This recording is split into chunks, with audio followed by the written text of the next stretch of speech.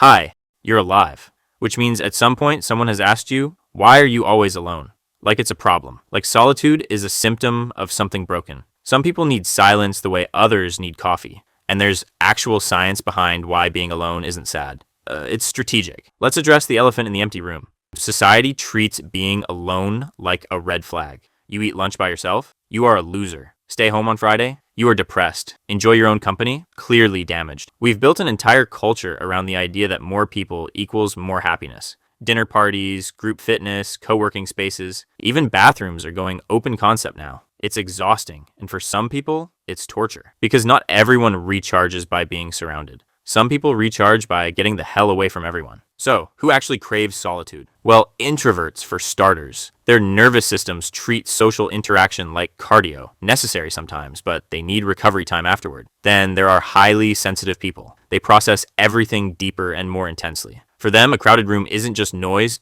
it's sensory warfare. Creative types need it too. Writers, artists, people who think for a living. Solitude isn't loneliness for them, it's workspace. And honestly, everyone needs it occasionally. Even extroverts hit a wall eventually. They just take longer to admit it. Now let's talk about what silence actually does to your brain. Solitude activates the default mode network. That's the part of your brain responsible for self-reflection, memory consolidation, and daydreaming. It's where ideas happen, where you process emotions, where you figure out why you're still mad about something someone said in 2017. You can't access that in a crowd.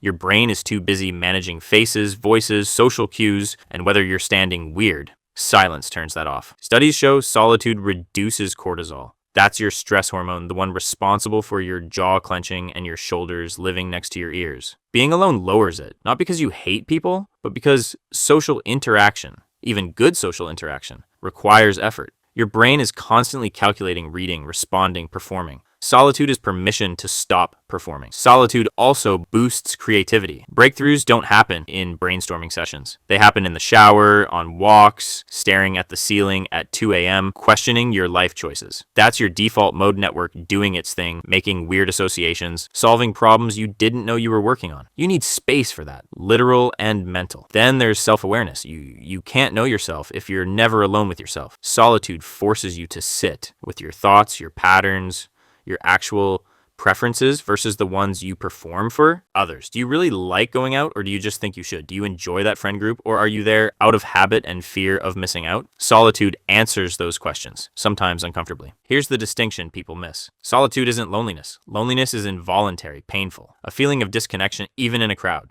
Solitude is chosen, intentional, a feeling of peace when you're alone. One is deprivation, the other is restoration. Confusing them is how we end up with people forcing themselves into social situations they hate just to prove they're not lonely. That makes you lonelier. That said, too much solitude has risks. Humans are social animals, even the ones who hate small talk. Complete isolation tanks mental health. You start spiraling, overthinking, losing perspective. Your inner monologue becomes an echo chamber of your worst thoughts. Balance matters. Solitude is healthy. Hermit mode for 6 months is not. So, how do you actually use solitude well? Intentionally. Schedule it. Protect it. Turn off notifications. Don't fill the silence with podcasts or Netflix immediately. Just sit, think, be bored. Boredom is underrated. It's where creativity lives. Walk without headphones. Eat alone without scrolling. Exist without input. It's uncomfortable at first, then it's freeing. Bottom line, solitude isn't antisocial. It's not avoidance, it's maintenance. Some brains need it more than others, but everyone benefits from it. Silence reduces stress, boosts creativity, builds self-awareness, and reminds you that your own company isn't something to escape. It's something to enjoy. The world is loud, chaotic, constantly demanding your attention. Solitude is the off switch. Use it and stop apologizing for needing it.